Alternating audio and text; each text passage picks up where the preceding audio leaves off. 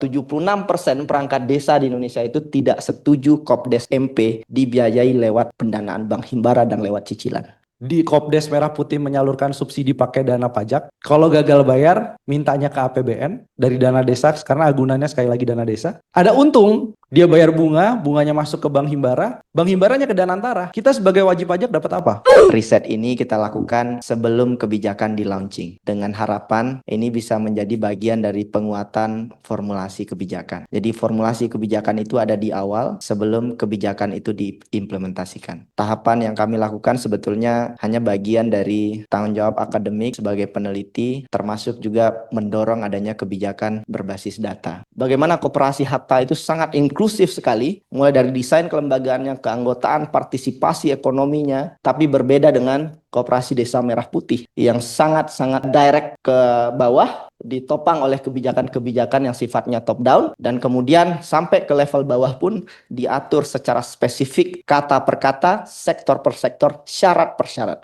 Bahwa 76% perangkat desa di Indonesia itu tidak setuju Kopdes MP dibiayai lewat pendanaan bank himbara dan lewat cicilan. Dan ini sebetulnya menyeratkan hal yang sederhana. Pemerintah pusat menentukan mengambil kebijakan ini, aspirasinya dari mana? Suara-suara dari perangkat desa adalah ketakutan mereka atas shifting dana desa. Karena dana desa sebagian besar akan digeser ke Koperasi Desa Merah Putih. Ada pengurangan kapasitas fiskal mereka menggunakan dana desa. Dana desa tanpa pengurangan Kopdes saja itu sudah tidak leluasa, apalagi kemudian ada tuntutan dari pusat untuk menggeser alokasi dana desa itu sendiri. Kami juga menghitung bagaimana risiko Koperasi Desa Merah Putih gitu ya dalam hal kebocoran anggaran yang apabila itu nanti tidak dimitigasi nanti akan bocor ke underground ekonomi. Ekonomi tidak terserap pada mereka yang ada di desa. Potensi kebocoran itu mencapai sekitar 48 triliun. Tiap desa menanggung setidaknya 60 juta per tahun. Untuk yang kemudian potensi dana desa yang kemudian harus dikucurkan dan bocor kemudian ke underground ekonomi. Itu sekitar 6,8% dari total dana desa yang ada. Atau sekarang sekitar 71 triliun. Satu sisi akan ada potensi bocor ke underground ekonomi. Satu sisi ada kemudian anggaran dana desa yang akan dipotong hampir separuhnya. Sekitar 48,7%. Nah ini yang kemudian mengakibatkan adanya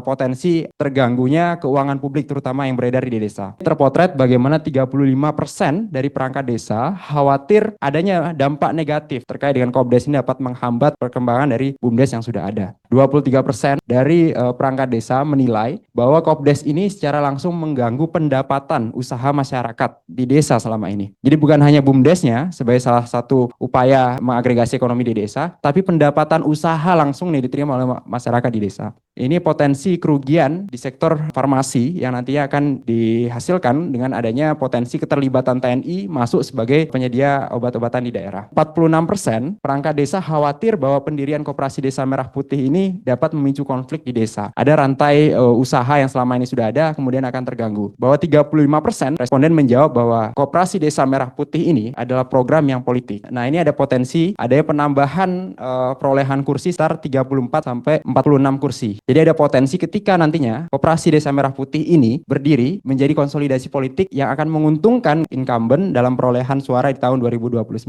Kita melihat di akhir bagaimana program ini justru memiliki potensi menjadi hambalang dalam artian versi desa. Ada beberapa rekomendasi yang kami formulasikan. Pembiayaan koperasi yang lebih inklusif ini memiliki makna yang spesifik menurut kami, yaitu blended finance. Karena kalau kita lihat dari program pemerintah yang ada, itu lebih memiliki kecenderungan top down dari sisi pembiayaan, yaitu menyalurkan APBN kepada koperasi-koperasi merah putih. Sebenarnya kalau kita lihat ada banyak jenis pembiayaan yang bisa diakses, pembiayaan yang bisa diinisiasi oleh baik itu pemerintah, baik itu stakeholder yang lain untuk koperasi. Harapannya pemerintah sebagai regulator, sebagai yang memiliki wewenang, mampu menciptakan pasar yang adil untuk koperasi, menciptakan regulasi penciptaan pasar yang adil, juga mampu menciptakan rantai pasokan yang kuat. Penting untuk mengidentifikasi potensinya dahulu, klasterisasi, sehingga tidak serta-merta melihat koperasi itu hanya satu wujud. 68% responden itu melihat bahwa koperasi itu memiliki kemampuan pengelolaan yang rendah. 77%